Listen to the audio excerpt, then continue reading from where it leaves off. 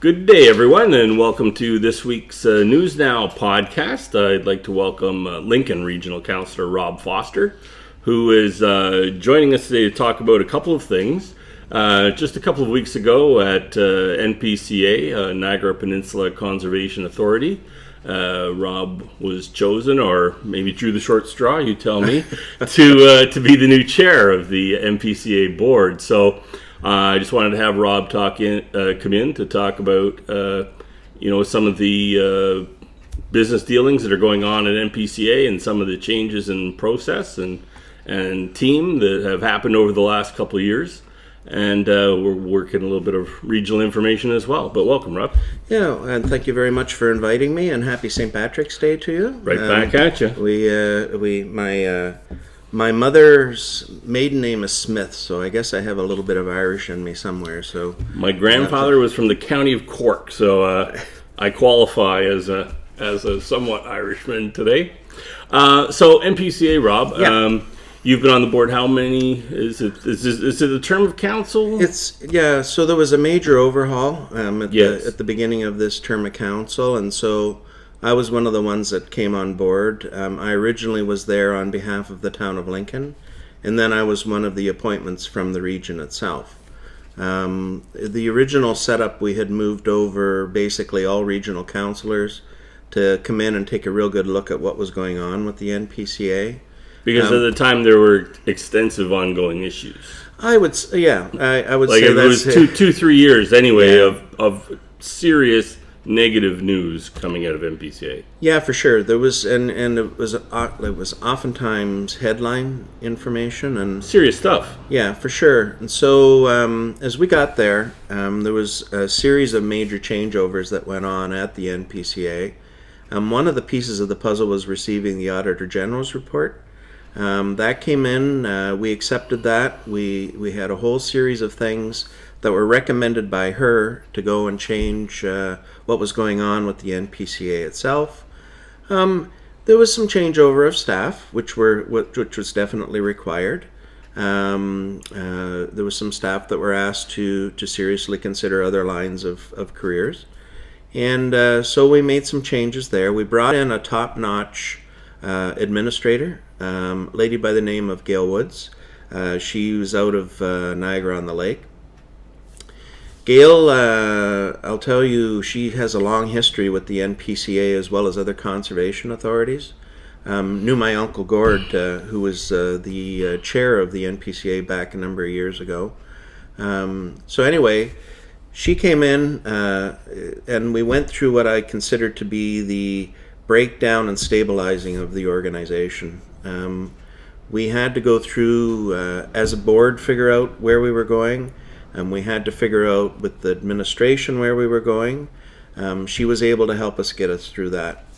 We hired in 2000 Chandra Sharma. She came out of the Toronto Conservation Authority. Mm-hmm. And she's top-notch. We were very, very fortunate to get her. She has a long history, particularly on fundraising, on areas of administration that we really needed within that job. Now, you role. said 2000. Did you mean 2020? 2020, yeah. I do that. So, I don't know what that 20 like is the. Oh yeah, sorry. Yeah, you're right. Switching the digits. I know. I do that all the time. It's like everybody's 20 years younger than they think they are. Well, let's face it. We've totally forgotten the last 2 years, all of us. So. No, fast forward, please. Fast forward. Yeah. So 2020 was when she came in. Right. I just wanted to clarify that. Yeah, and so we had, and so unfortunately with COVID, we haven't been able to do quite what it is that we wanted to. But the conservation authorities themselves became a real beacon within Niagara. People were making use of them, walking, using the trails, using the facilities in and through the peninsula. And by the way, the NPCA doesn't just include Niagara. It includes a piece of Hamilton, mm-hmm. as well as the Haldimand area. So it's a triumvirate, if you want to put it that way. So it's the Niagara watershed, really. So. Yep. So you mentioned about some of this personnel changes. There's also sort of some procedural or structural changes. How have all those, has the dust settled on all that? Or I know it's changed light years from what it was. Do you like where it is and where it's going? Yeah, for sure. First of all, I was the chair of governance committee for the last 2 years at the NPCA, so an awful lot of the changes on how we do things, on the structure of the organization, on where we're going with things came through my committee, and that was really good. I mean, and really I was sort of a key part of helping us understand what the whole organization was all about. By the way, Bruce McKenzie. So what is it? What is it all about? Just explain. Yeah. What does the NPCA do? You mentioned watersheds. Yeah. But what is its mandate, if you will? The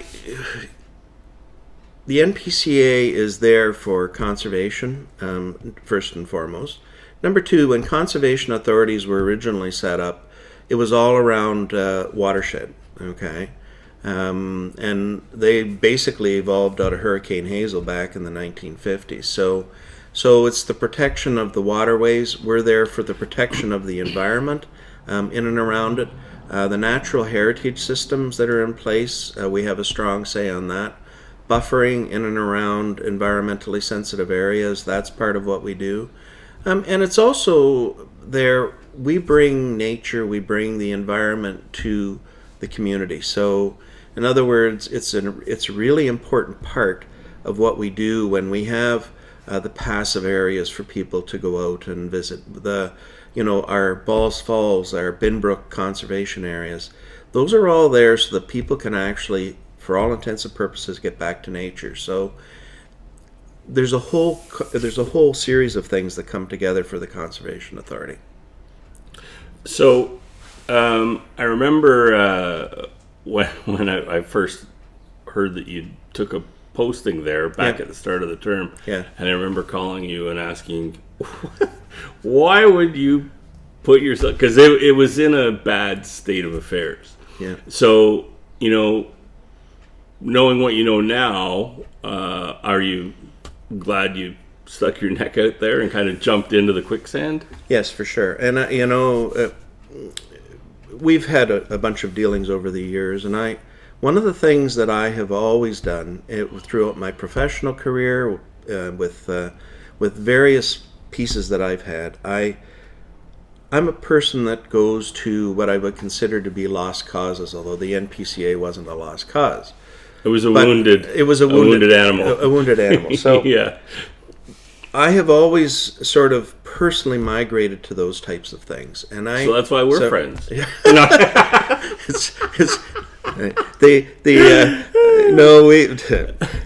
go ahead. But yeah, no. Actually, you're right. We've been friends a long time. We have. I would say to you, Mike, that I like to help fix things. I'm a person, I'm a project manager by my background. If you're going to be a politician at all, you have to be willing to put on a hard hat and go to work, right? Sure. It's not easy. No. For a variety of reasons. Yeah. And the other thing, too, and let's face it, the NPCA, I don't think could have gone much lower than what it was. So, all of a sudden you're there, you can help go, essentially resurrect it and move it on to the right pathway. We've been very fortunate. I mean, I'll give credit where credit's due. Dave Baalsma, the first year that we were there, he was chair. He had to go through and work with the authority on. He stabilized quite a bit. An awful lot of tough decisions had to go on. Brenda Johnson and Bruce McKenzie were chair and vice chair. Yeah. Brenda, top notch. Yeah. To be perfectly honest, I'd really like her to still be the chair of the NPCA, but the province has changed a lot of rules in and around conservation authorities. And one of them is an organization such as we have with the 3 municipalities involved. You must rotate. Yeah, you must rotate now. So now Niagara is into the chair position with Haldeman being in the vice chair position. But Brenda was top notch. Bruce, in his vice chair position, top notch. I mean, we've had exceptionally good leadership over the last couple of years, and so I'm just hoping that I can live up to what it is that they've done. And I'm a differing beast than the two of them. I mean, but I'm very focused. I got to tell you, I've always said that I married the NPCA. My wife's family, big time involved with the NPCA over the years. Sue's grandfather was the first superintendent down at Long Beach Conservation Area, okay? Mm-hmm. Gord Harry, who was a longtime employee, became mayor of Waynfleet and ended up becoming chair of the NPCA. Big time involved with Gord on things. My son actually spent a lot of time both working and volunteering up at Balls Falls. Sue put herself through school working for the NPCA years ago, so I kind of married. I kind of married the NPCA, and I got to tell you, that whole family was extremely excited when they found out that I had moved into this particular role. And I've said all the way along. I mean, if it weren't for their influence, it wouldn't have even been something that I was overly interested in. But I want to make sure all the good work that we've done, the strategic plan that we've laid out for the organization, the refocus on the environment. I'm just extremely thrilled to be the one that helps shepherd that through the rest of this term. So is it now at this point on the path you want, and you just keep navigating that? Is there still more tinkering to do? How would you characterize where it is today? The board right now has a lot of decisions to make because we have a very strong strategic plan. So the work plans for the next number of years are going to be kind of critical. We have a refocus, if you want to put it that way, on the environment. On climate change. I mean, like that's a critical component.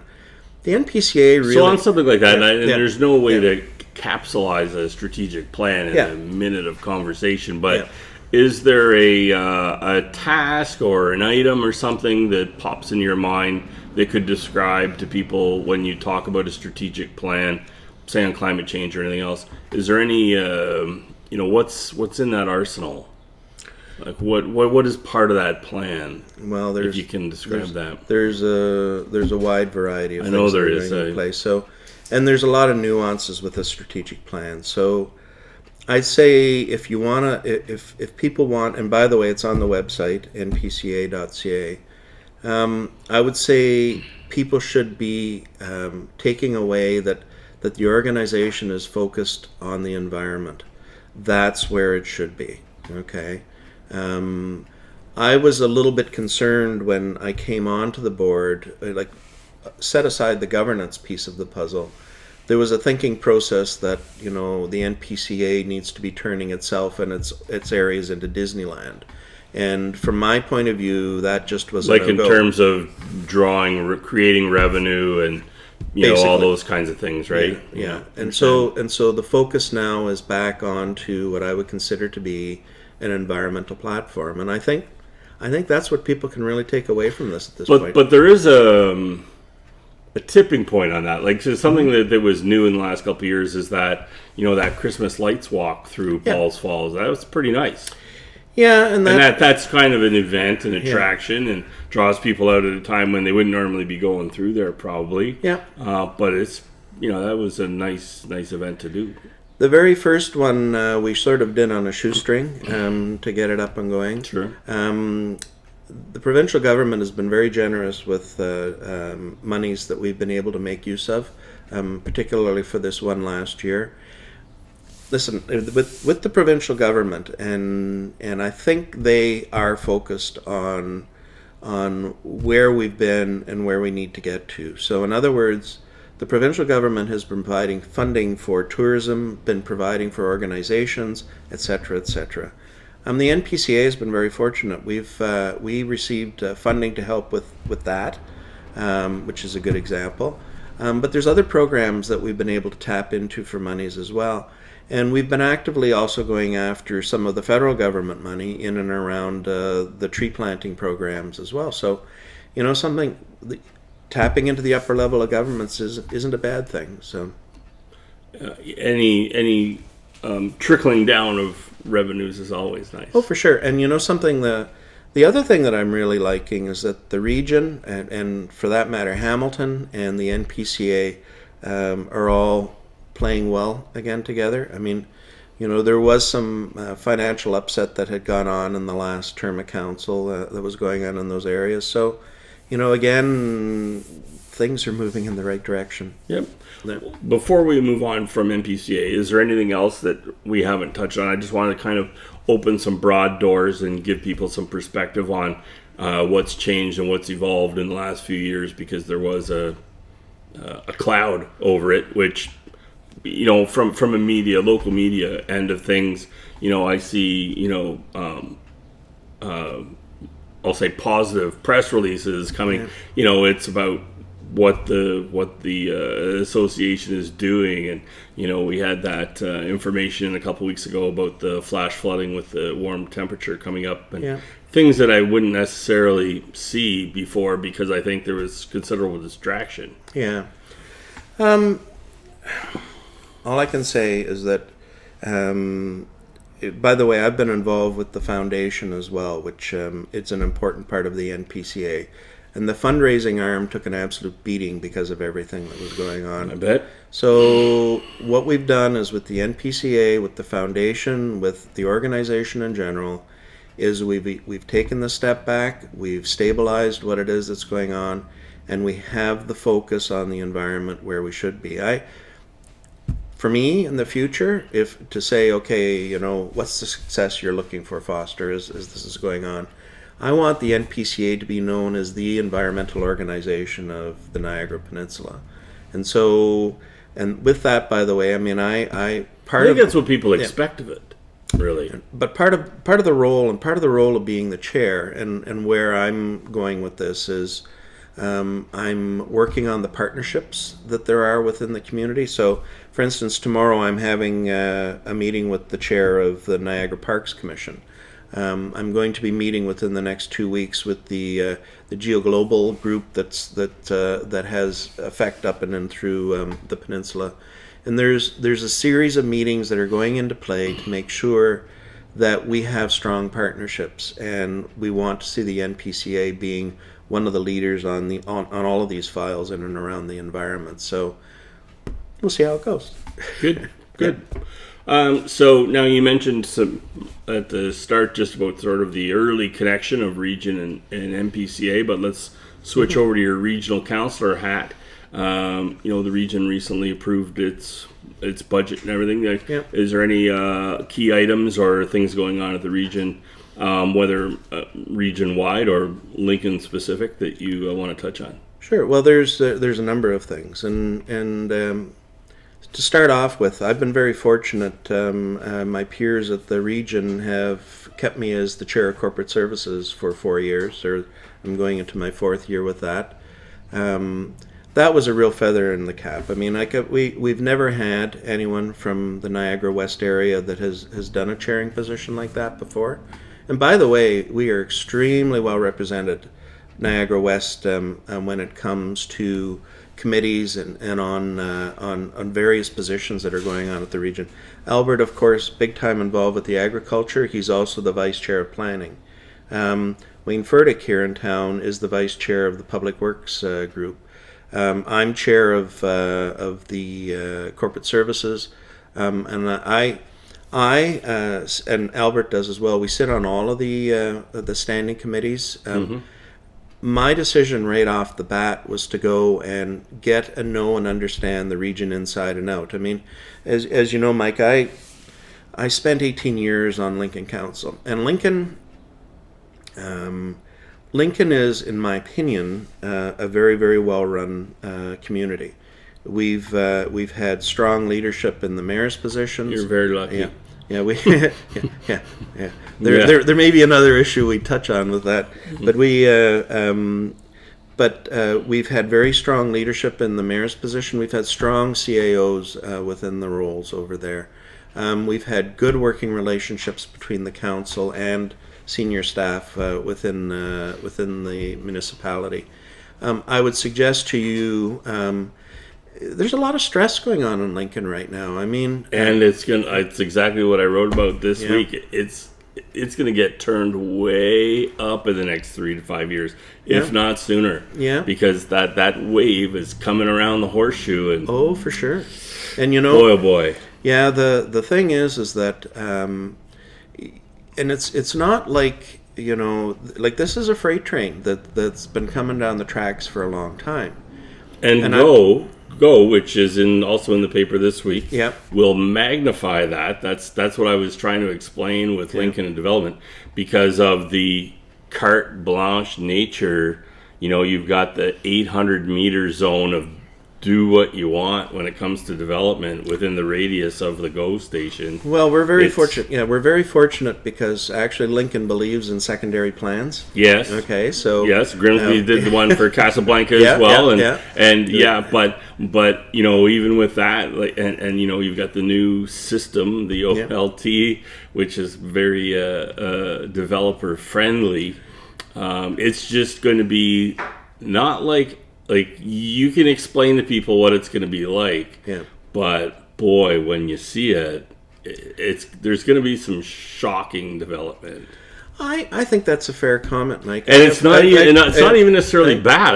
It's just Beamsville, hasn't had major development like Grimsby's had for about 10 to 12 years anyway. Like, that's how long those projects at Casablanca have been in the works. Yeah. And they take a while to get done on the site plans and things, and then they take 2 to 3 years to get built. Yeah. So, it is in the distance, but it will come.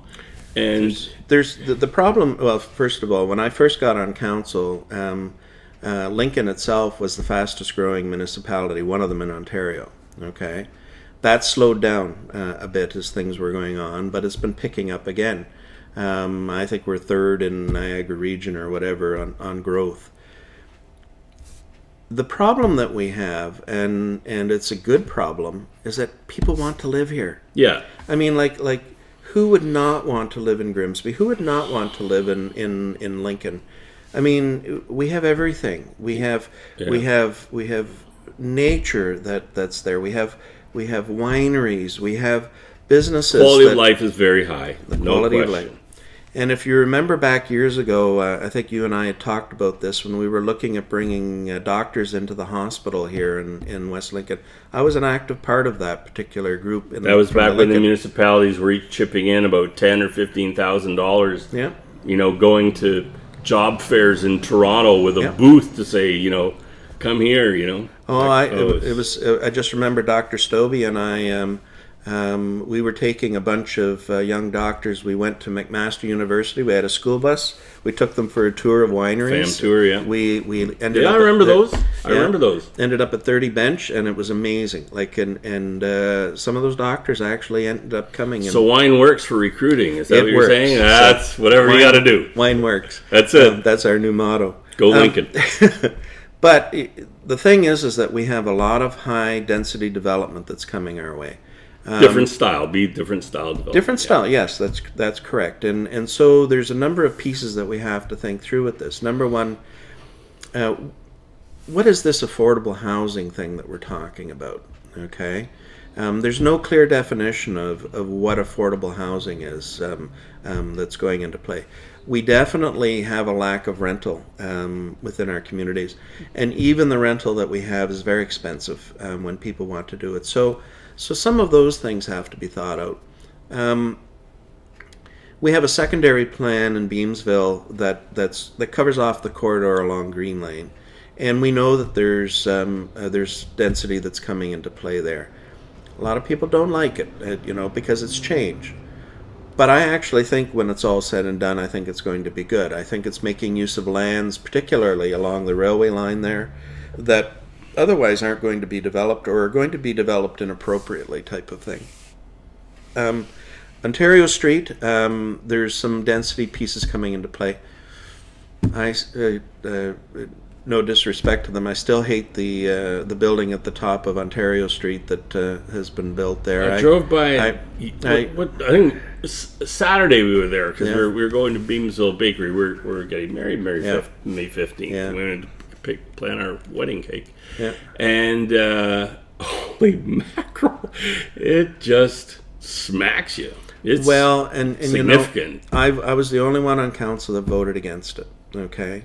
And by the way, Mary Easton and I get along really, really well together, but we didn't get along very well on that particular development application. And you don't get along on everything. It's nature of the beast. Yeah, but I knew even at the time what that was going to do. And the question is that what we want with the downtown of Beamsville? Is that ultimately what we want to see the downtown area looking like?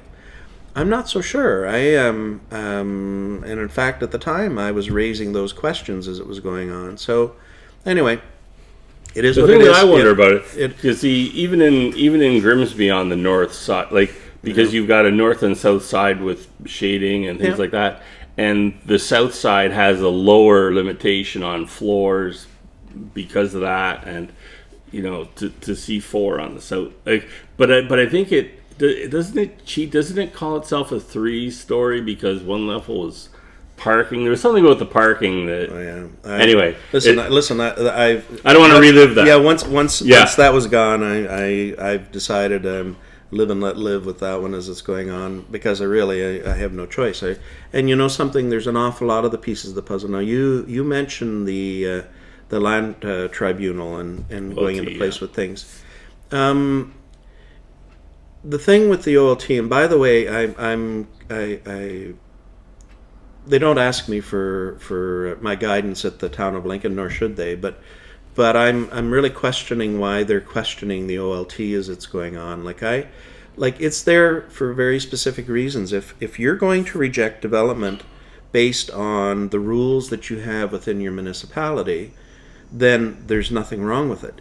But if you have the rules of your municipality stating X, and a developer comes in and has X as part of what it is that they're doing, then they have every right to be asking for development that they're doing. And so this is why some of these things are so important. We're going through a new official plan at the region. This is supposed to be done in the hands of the province by June. With an election and everything else going on, my expectation is it doesn't get approved for a year, okay?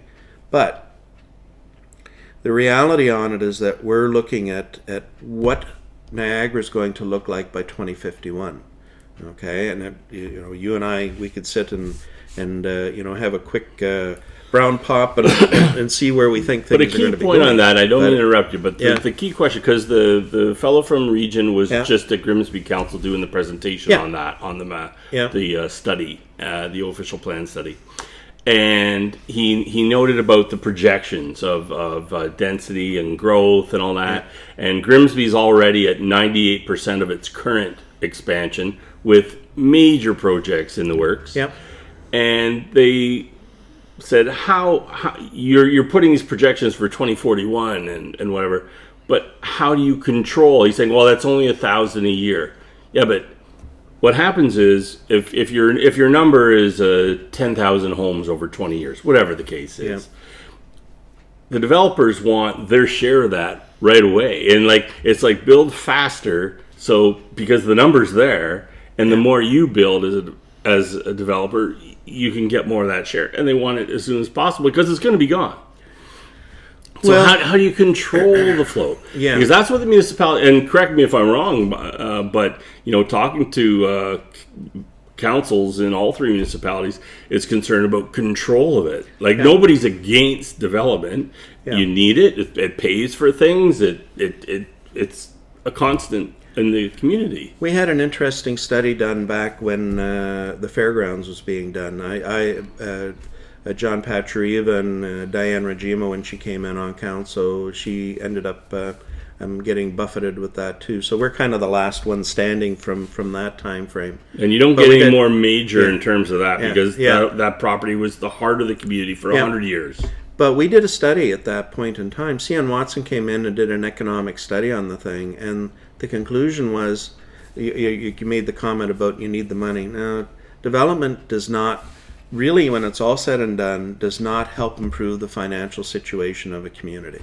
No, but it pays for infrastructure, sewer, water. Yes, and DC charges and things like that. The new park. But don't forget is that Lincoln was one of the first municipalities in Ontario to fully go on fully funded water and sewer. So since about 2002, when I was on council. We have been essentially, as part of the charges that are going on for water and sewer, I'm also paying for the replacement of the pipes that are going on in and through my community.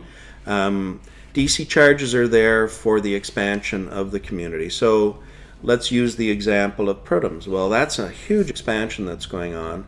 The DC charges, very old infrastructure. Yeah, DC charges are going to come into play, and they're actually going to be the things that help pay for some of that. And I know the developer is also paying for a chunk of it to get things off the ground. So there's but for example, we're going to have to put additional pumps in at wastewater stations. We're going to have to put, additional capacity pieces in place for water itself. All of these things are going to happen over the next number of years, and that's where those funds go to help pay for that type of stuff. So I don't know, it's not a huge money grab when it's all said and done, but No, but in that instance with Prudhome's, yeah, the investment that will come out there, yeah, will upgrade. Some of those pipes are still clay, I think, from like the 50s. The stories I've heard from the public works guys where they're digging out a pipe leak and the pipe's gone. It's just ground that's solidified in the shape, and things are passing through what essentially is earth. Ray Conkle really enjoyed showing this to me when we were doing some of the work in uptown Beamsville when King Street was being redone back years ago.